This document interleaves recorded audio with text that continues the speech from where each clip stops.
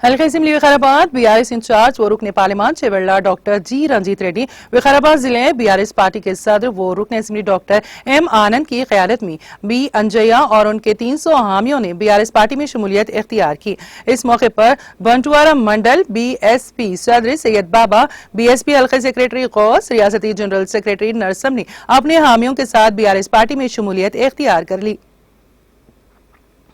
అట్లా ప్రతి కాన్సెప్ట్ ప్రతి నియోజకవర్గాలు ప్రతి దళితునికి వస్తుంది.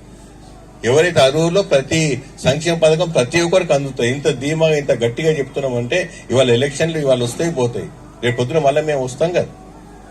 వచ్చినప్పుడు మీరు అడిగారా, మేము చెప్పామా? మేము చెప్పకుండా తప్పించుకొని తిరుగుతామా? అర్థం చేసుకోండి. పిల్లలు మీరు చెప్పండి, ఎక్కడికి వెళ్ళి తెస్తారు. ప్రభుత్వం కూడా సంపద సృష్టించాలి. ఒకటి చేసుకుంటూ పోదాం. ఇక్కడ దానికి వచ్చినాం, బాగుపడ్డాం, ముందు కూడా ఇంకా ముందుకు పోదాం అని చెప్పి పిల్లలు మీరు చెప్పండి అమ్మా. మీ చేతిలో పెట్టుకోండి దేశాన్ని. సుత్తయ్య అంజన వెండ అంటే ఉందాం, మనం ఆనందంతో తిరుగుదాం. ఇట్లాంటి మాట్లాడితే ఏమైతుంటే అదే సాటిస్ఫాక్షన్ ఉంటుంది.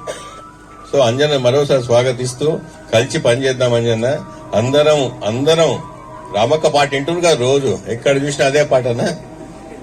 కదం తొక్కుదాం, ఆనంద్కి వెన్నంటుందాం, మంచి మెజార్టీతో గెలిపిద్దాం. అయినా రాబోయే 5 సంవత్సరాలు కష్టపడి మన కోసం పనిచేయాలి. అప్పుడు నిజంగా ఆనంద్ డెఫినెట్ గా మన కోసం పనిచేస్తారు. మనం ఈ 5 వారాలు 25-30 రోజులు కష్టపడి అందరం కలిసి పనిచేస్తే ఏమైతుందంటే ఆయనకు సాటిస్ఫాక్షన్ ఉంటుంది. అబ్బా, నా కోసం ఇంతమంది పనిచేసిండ్రు, నన్ను మంచిగా గెలిపించిండ్రు అని.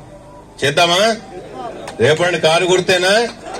మీ అందరి మెడల గులాబీ కండువాలు ఉంటాయి కదా.